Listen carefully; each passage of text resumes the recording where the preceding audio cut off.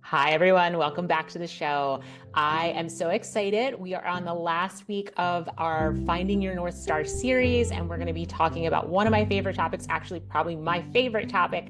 But before we get into that, a few announcements. This is episode 97, which means we have 3 weeks left until episode 100, where I will be revealing the show's new name, cover art, intros, and something else I have kind of off to the side that I'm not fully disclosing yet. So there'll be one more surprise that I will reveal on episode 100. But in the meantime, I am looking to get some feedback from you guys about where you want this show to go and where you want this community to go. And I'm also searching or seeking your help to help the show grow and reach a greater audience, reach more ears. So I am hosting a raffle each week. Each week, if you rate or review the show, which will definitely help the show grow. That's just the way podcasts work. When a show has a lot of ratings and reviews, when someone is searching on a particular topic that they're interested in learning about or listening about, the show that has more ratings and reviews is more likely to pop up at the top of that search. So it is so helpful to me if you can go and rate and review the show so that we can grow this show, grow the audience, grow the community, and hopefully get these messages and teachings to as many ears as possible who want to hear them. So if you rate and review the show, you'll be entered to win in a raffle. The raffle prizes are a $10 gift card to Starbucks, a guided meditation specifically designed for you, and a 45-minute breakthrough session. So each week I will enter everyone who rates or reviews the show into a raffle to win one of those 3 prizes. Now you have 2 chances to win though, because here's the second thing we're doing. I really want to get feedback from you guys about what you want from this show, what you want from this community. And so I have created a survey that I will link in the show notes, but it's also at the top of my Instagram profile. You can find it there as well. And what it is just a short, it'll probably take you 3 minutes to fill out this survey, mostly clicks. I think there's one question that asks you to actually write something in. And it's really just me trying to understand you, trying to understand what you want, what you're struggling with, where your pain points are, and how I can help with those things. So if you fill out that survey, you will have another chance to win. So you can do them on the same week and your name will get entered twice that week, or you can spread the love and you can rate and review one week and get entered to win, and fill out the survey another week and get entered to win. However you want to do it,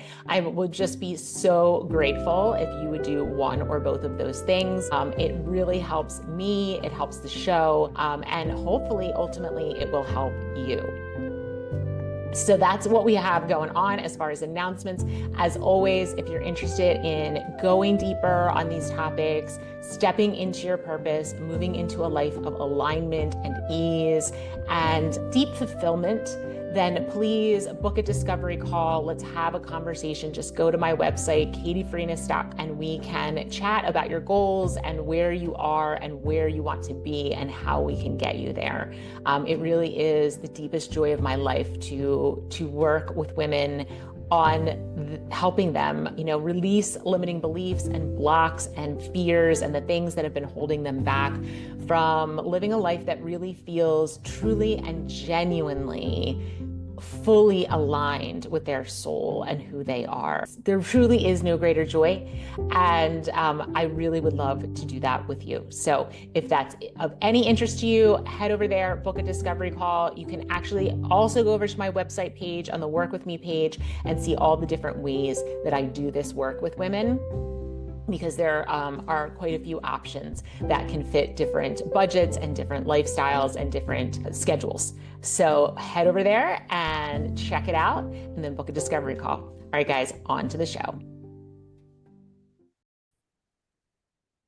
Hi, everyone. Okay, tonight is the last episode in the Finding Your North Star series, and we are talking Dharma. Now, why are we talking Dharma? If you've listened to the other episodes, which I will link in the show notes, you know that this series is all about finding that immovable spot inside of yourself that helps guide you on this journey of life. It guides you when things are confusing and hard or you feel lost. It guides you in the good times. It is our way of tapping in, staying grounded, and connected to ourselves, connected to something bigger than ourselves. And it's what makes life feel meaningful and feel joyful and feel purposeful and feel fulfilling. Life isn't always going to be easy, right? Even if you are deeply tapped in and connected to your North Star, that doesn't mean life is always going to be joyful or it's always going to be easeful, but it means even in the hard, you don't feel adrift. You don't feel like you are being tossed around by life. You have an anchor that you can always return to in the good times and in the bad times. And in both of those times, it informs your decisions, informs your actions, what you say, what you do, the decisions that you make. And it is always something that you can return to. And that's a beautiful thing because we live in a really overwhelming and confusing world right now.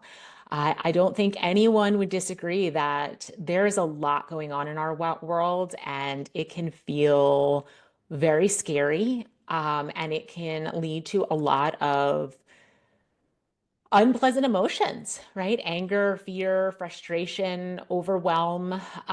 These are natural human tendencies when we feel like things are spinning out of control around us. We want control. That's just who we are as human beings. We have a desire to control. But the longer you probably have lived, especially if you have children, the more you've probably realized that control is just an illusion. We really don't have control over anything outside of us. We really only have control with what is inside of us, how we think, how we respond and react, how we view a situation. And how we can connect into something that is bigger than just ourselves, and how that can make life feel like we are we are not being thrown around, right? We have something that we are tethered to that supports us throughout this whole journey. And one of those big things is Dharma or Sva Dharma, your soul's purpose. And if you haven't heard me talk about that on this show before, I will link a couple of episodes where we discuss this topic. But you can find plenty of them in the library of my shows. This, of course, is what I coach on, speak on, teach on. It's something that I'm super passionate about. And we just keep returning to it because it is one of the essential pieces to living a life of purpose, joy, and fulfillment and meaning, a life that feels meaningful, which I think we are all desiring. We all want to feel that we are contributing in some way to this world and making it a better place in some way. We are hardwired as human beings to be in service and to be in community. And Dharma allows us to do both of those things. So when we're thinking about our Dharma, our soul's purpose, this is something that can be very broad or very narrow. So Dharma in the broadest sense is our duty to our families and to society and to our work, the jobs that we get paid to do. It's our duty to all of those things. But Sva Dharma is our sacred duty just to ourselves. We have a sacred duty to ourselves to live in alignment with what we were designed and sent here to do. And it's a thread. This thread runs through everything you do or that you desire to do because it's the real you. So when we talk about our sacred duty, maybe to society or to our families or to our work, our personal soul's duty or dharma, it weaves like a thread through all of those things. And once we become aware of what it is, we can bring it forth. So what I often find in people is that they know their soul's purpose, they know their dharma, but it's kind of in the background, right? So they're not really truly identified with it. They don't understand what it is, but it's so much a part of who they are, it is their essence, that it can't help but be infused in their life. But once you can really truly understand what it is, you can then take it from the background to the foreground. And instead of it being something that kind of naturally comes out of you, but is not utilized to its fullest extent, you can push it forward, recognize what it is, and then really, really use it in all areas of your life. And that's how your life starts to feel in alignment, and you start to feel fulfilled, and you start to feel like there is meaning, right? That your life is meaningful, and that you are impacting the world around you, whether that be just your family or something larger than that. Dharma doesn't have to be big and it doesn't have to be small. We each have a Dharma that is the right size for us. So I don't want anyone out there thinking, this is not for me because I am not meant to, be in the public eye or do something really grandiose. We all have a Dharma that is the right size for us. And you will know your right size when you tap into your own personal Dharma. Your Dharma could be as simple as being a present parent. And I say simple, and we always say simple and easy are not the same thing, right? But it could extend no further than your immediate family. Or you could feel the call to do something that impacts a larger number of people, or you could do something that doesn't necessarily even impact people, right? Maybe your Dharma and your call is to work with animals or to work on the environment. Whatever it is, it doesn't matter the size. The impact comes from the power of stepping into who you were meant to be and doing what you were meant to do. That's where the power of Dharma comes from. It is not about size. It is about aligning with your essence, with your highest self. So we talk about our higher self and our capital S self and our lower case self. Your capital S self is your higher self. That's your soul. That's the part of you that never dies. And it comes into this world and into your body, and it lives with you and guides you as long as you're tapped into it throughout your lifetime. Your lower S self is the self that many of us identify with on a daily basis. It's the human having the human experience. And what we seek to do in yoga and in many wisdom traditions is to not have those two things be separate, that our higher self is one part of us and our lower self is another part of us, and we're either operating from the lower self or we're operating from the higher self. What we want to do is try to combine the higher and lower selves so that you are always in your physical reality, in your day-to-day life, and the things that you do every day and have to get done on this physical plane, all of those actions, words, thoughts, and desires are infused with your higher self. So the ego is something we use to describe what we operate from here in the physical world. And so our ego, if you think about two people on a road trip, okay? So you're in the car, you're on a road trip, somebody is driving and somebody is navigating. Now, in the old days, when I was young and my husband and I used to go on these great backpacking trips, and we would drive all over the place to get to where we wanted to backpack. And my husband was always the driver, and I was always the one with the map, because back then that's what we had, a map. And so I was the navigator and he was the driver. And if you think about your higher self and your ego self, you want your ego self to be the driver. and you want your higher self to be the navigator. So the navigator is telling the driver, make a left here, go straight, make a right over there. You're going to take this bridge, right? They are directing the actions of the ego. So we want that higher self to direct the actions of our ego. And that is how we live a life that's really, really aligned and really meaningful and really filled with flow and service and purpose. It's as if we can allow our ego to just do what our navigator, our higher self, tells us to do. And when we step in to our Dharma, that's what's happening.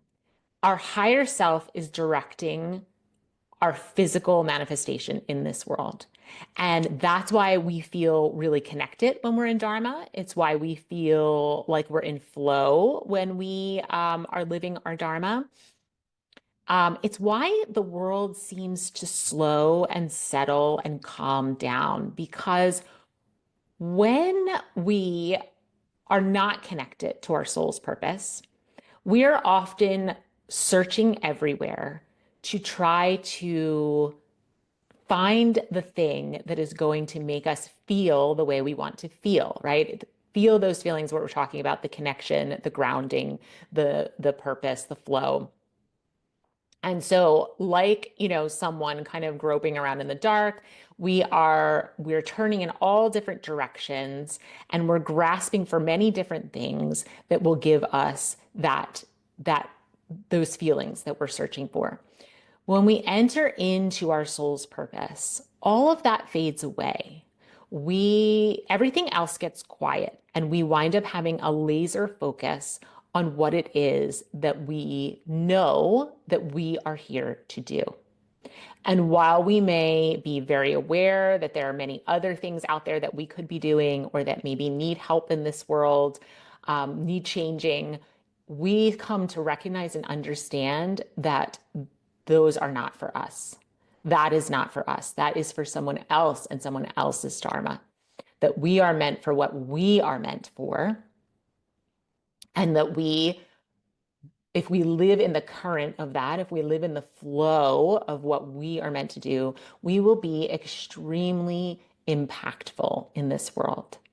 And Dharma does not, it doesn't know size. So for some people, what you do and your impact in the world will only influence a small sphere of people. But that is your role. That is what you are meant to do and why you are here. For some people, their Dharma will have them impacting a larger sphere of people. And for some people, like Gandhi and Mother Teresa, they will impact nearly the entire world with their Dharma. But I really implore you to let that go. Let go of how big you think your Dharma should be, or if you feel that you are capable of having an impact on a large number of people. That's not what it's about. For some people, yes, that's what they are meant to be doing. But for others, they are meant to just impact the people that are really directly in their families, in their communities, the people that they're actually having direct contact with on a daily basis. So please, take out any fear that Dharma means you have to do something really big and really grandiose. Dharma is what you were meant to do in the way you were meant to do it for the people you were meant to impact. And that's it. There is a famous quote by a Swami. His name was Swami Rama. And he said, "Do what is yours to do and don't do what is not yours to do." That's pretty simple, right? That is a pretty simple quote, but yet profoundly impactful, because I think a lot of times we are grasping for all the things, and especially in this information age that we live in right now, with so much available to us, both so much information about what's happening in the world, so much self-help information, so much information about any topic you could ever possibly think of or be interested in. And so there's a lot of shiny objects, and we get pulled towards those shiny objects instead of putting blinders on to anything that is not ours to do. Do what is yours to do, and don't do what is not yours to do. It's a very simple concept, but again, as we always say, simple is not always easy. And I think this is one of those times where it's in the noise of the society we live in, it is often hard to drill down on what is yours to do. What is yours to do? And let go of what is not yours to do. And if you can do that, you will find that your impact is really powerful because you are in alignment with your soul's purpose. And there really is, and you are truly authentic.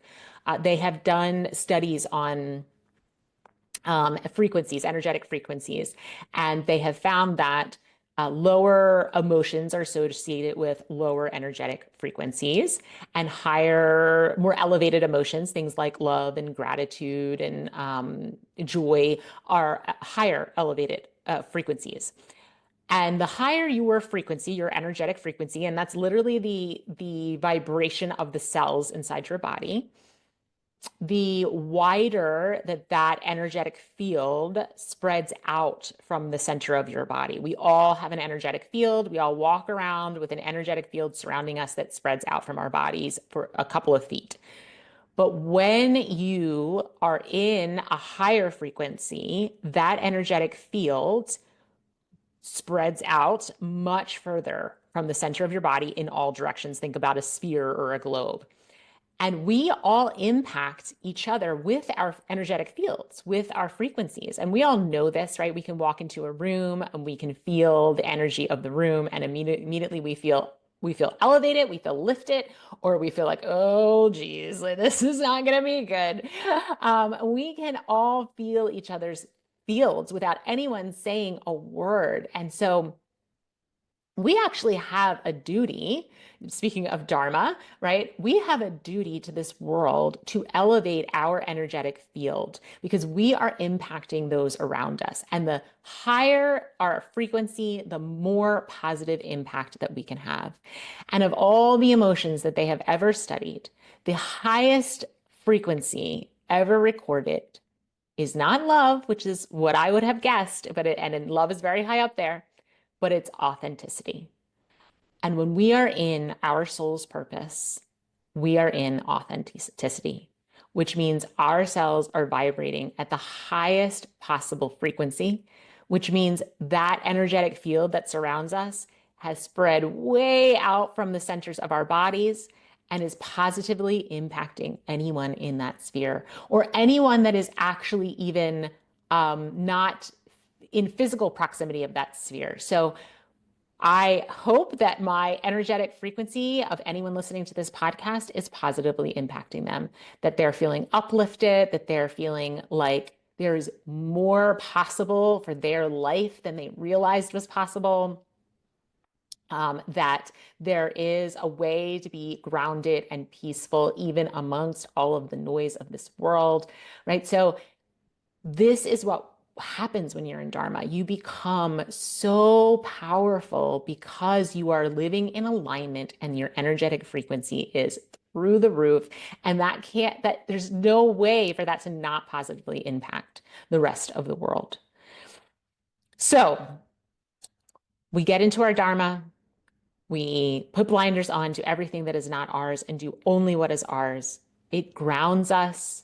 It elevates our frequency because we enter authenticity. Life seems to slow down because we have stopped chasing all of the shiny objects. And we also get out of the scarcity mindset. And scarcity mindset is a really big problem in our society. It is the belief that there is not enough. And we can see this in a lot of different ways in our lives. We can feel like we don't have enough money. We don't have enough time. Maybe it's something is not possible for you. Maybe you've had a dream, a calling, a tug, something that your soul has been trying to pull you towards, but your belief that you are not capable or you can't get paid to do that or no one would be interested, has stopped you. And that is a scarcity mindset. But when we enter into Dharma, when we really fully surrender to it, I talk about, how it puts you into a flow state when you are engaging in the thing that is yours to do, what is yours to do, your soul's purpose. You enter not only into a flow state, but into the flow of life. Life runs in currents. And if you can think of like life as a stream or a river, and you enter into your river. So that's what happens. You're not on the banks anymore of your own river. You are in the center of your own river.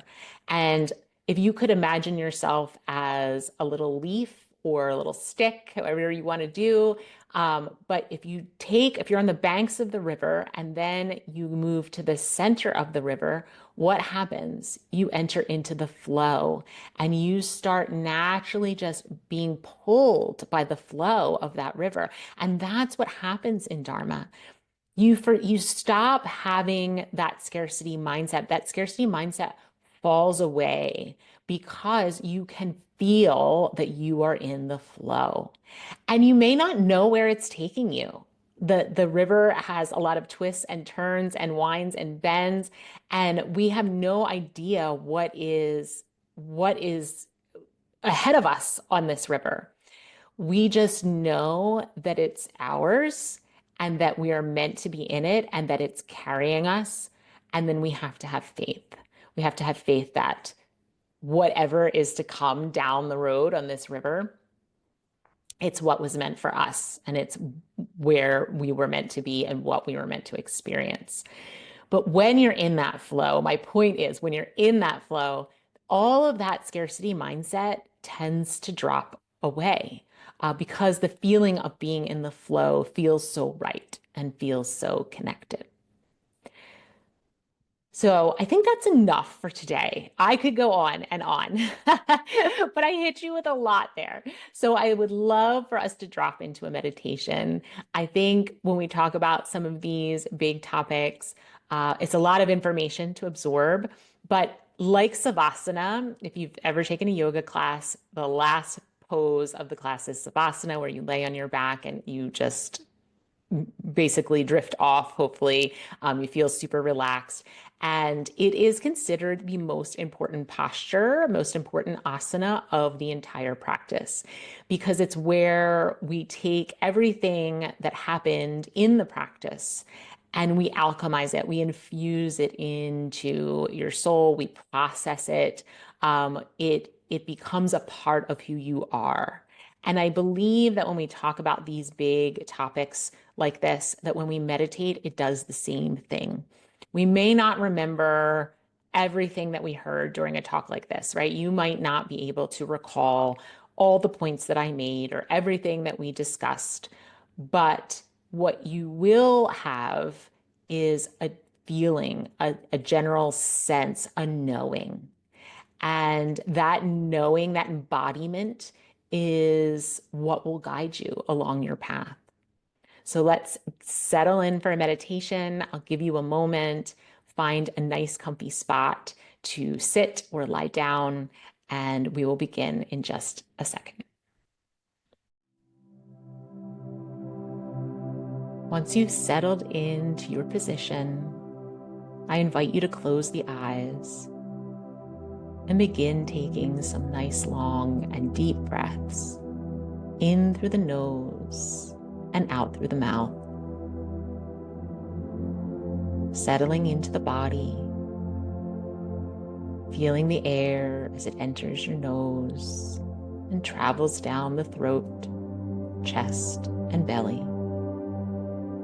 And then feeling it as it travels back up with the belly, the chest, the throat, and out through the mouth.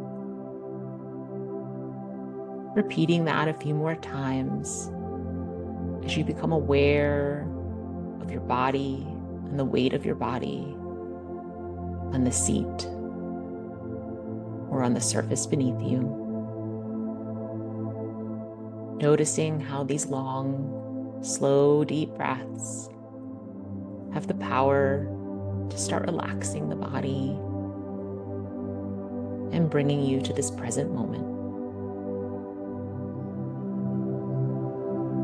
After you've completed your last round, you can just breathe normally in and out of the nose, continuing to feel the chest and belly rise and fall with each breath. The Bhagavad Gita says, it's better to do one's own Dharma, even though imperfectly, than to do another's Dharma, even though perfectly. The playwright Diane Grant said, it's better to walk alone than with a crowd in the wrong direction. So how do we do it? How do we uncover our direction, our Dharma? We follow the clues. The clues are all around you all the time. And I would bet, on a subconscious level, you even know what they are. Take a moment to think about something that keeps coming up in your mind. A longing.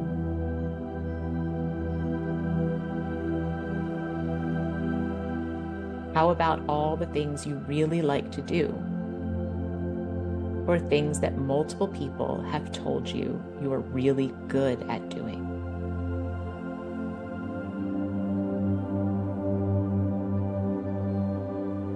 Is there anything there that you can put on these lists? These are clues of the direction your life should be taking. But it requires you to pay attention. Follow your curiosity and your joy with abandon, while trusting in the universe and its guidance as you step into the unknown and its infinite possibilities.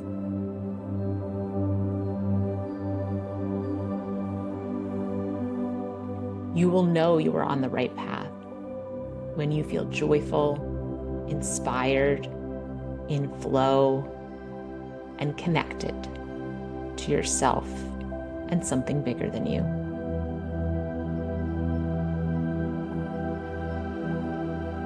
To find your true purpose, you have to look within. You have to shut out the noise of the world and tap back into your essence in faith. Faith that you are meant to be here and you have a purpose that only you can fulfill.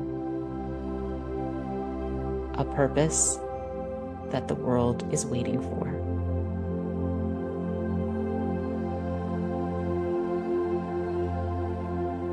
Let's take some time now to tap in. Silently ask yourself, what is my purpose?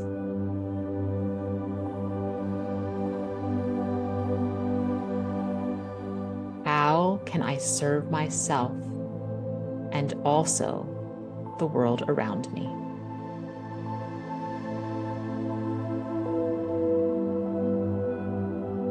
What is my purpose?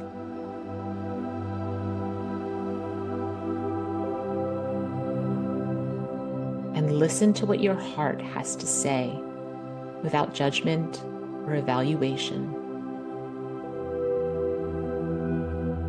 The answers you receive may only be partial and might not even make sense to you right now. That's okay.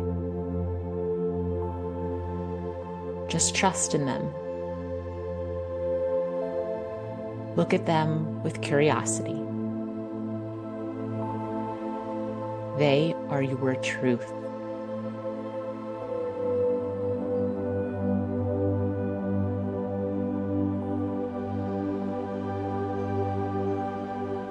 Now let all of that go and begin repeating the Sanskrit mantra for truth. Sat Yam. Sat Yam. Sat Yam.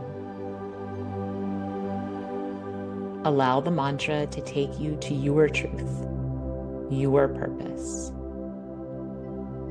Sat Yam. Sat Yam. Sat Yam. I will call you back when it's time.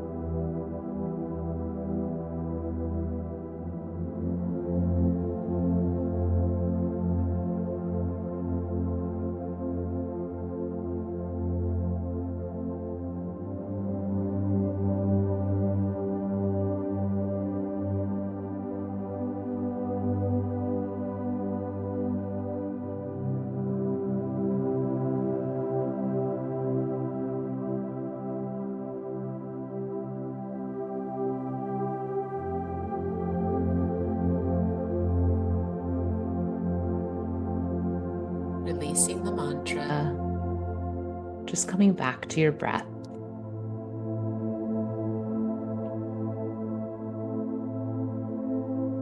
Trusting that whatever information you received during this meditation is meant for you. And trusting that as you move into your day and your week,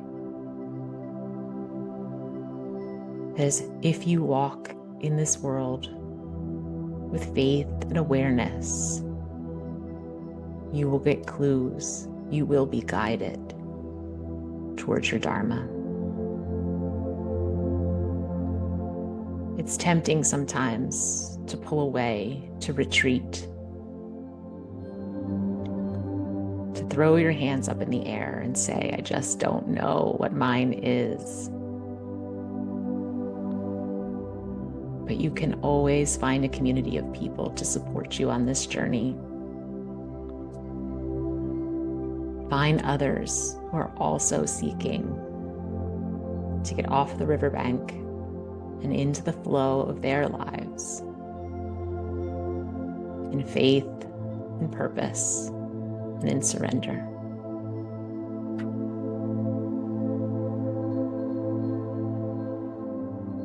I hope that you have a wonderful week. I hope this episode gave you something to think about. I hope the series itself was helpful in you coming home to yourself and finding that immovable spot within. Just a reminder, I have a free journal on my website called 3 Journal Prompts for Discovering Your Dharma. You can always head over to katiefreenis.com and grab that to help you on your journey. Sending you all so much love. I'll talk to you next time.